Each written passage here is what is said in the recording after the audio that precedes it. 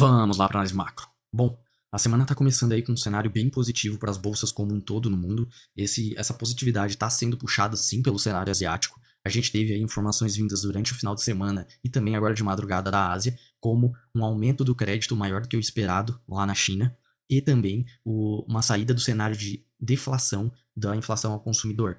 Porque lembrando que a China está passando por trabalhos de conseguir incentivar a economia e um cenário que gere mais inflação seria positivo para ela, porque daria a entender que as medidas estão fazendo efeito para reaquecer a economia, né? E foi exatamente isso que veio. A gente teve aí um CPI vindo a 0,1%, o anterior tinha vindo deflacionário, só que a gente ainda tem o PPI, que é a inflação ao produtor, que ainda está num cenário de deflação. Ele veio a menos 3%, um pouco melhor do que o anterior, que tinha vindo aí menos 4,4%.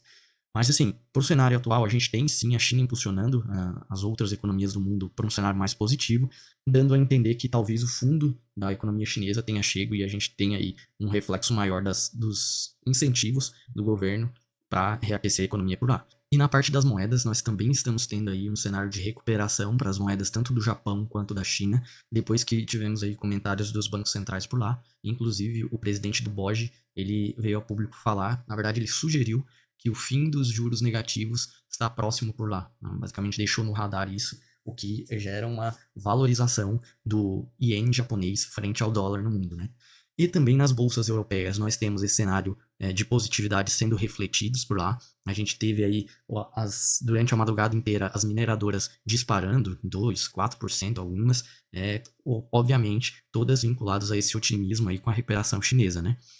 Nós tivemos um fato relevante lá na Europa também, foi a Comissão Europeia reduzindo a perspectiva para a economia da zona do euro, basicamente dando a justificativa que ela vai ser arrastada por essa contração que está prevista aí na Alemanha. Lembrando que a Alemanha está num cenário aí mais propenso à estagflação, ou seja, quando ela tem uma inflação alta e não está crescendo. Basicamente é isso. E nós temos aí antes, a previsão da Comissão Europeia era em que a zona do euro crescesse a 1,1% esse ano. Agora ela reduziu para 0,8%. O que não seria, vamos dizer assim, visto como positivo para os mercados, só que o peso do cenário asiático está sendo maior para hoje, o que está gerando sim a positividade para as bolsas.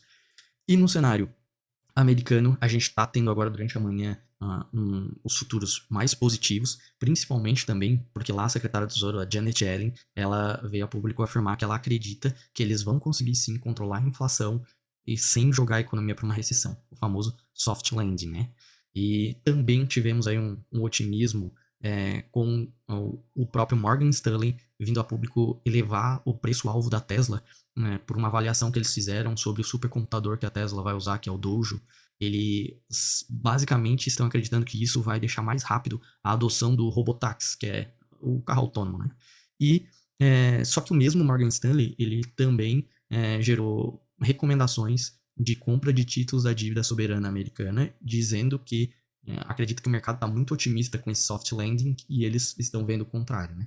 Mas assim, como eu falei, o que teve para hoje de negativo não está fazendo tanto preço para os mercados e a parte positiva está sendo muito melhor vista no dia de hoje, né? No cenário brasileiro aqui, a gente tem sim uma positividade aí para nossa abertura, a bolsa em alta e o dólar em queda.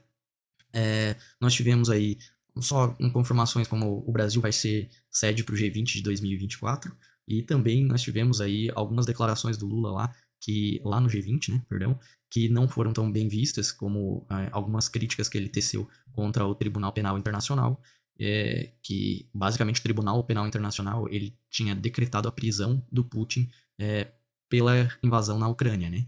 Então isso não é bem visto geopoliticamente falando, mas não está sendo o foco para hoje, né? A gente está tendo sim um cenário aí mais benéfico para a nossa bolsa aqui, tendo o reflexo asiático como base de tudo isso. É claro que ao longo do dia a gente vai ter que ver as novas informações que vão surgindo, mas sim, hoje o cenário é para uma alta maior para as bolsas e queda para o dólar aqui internamente.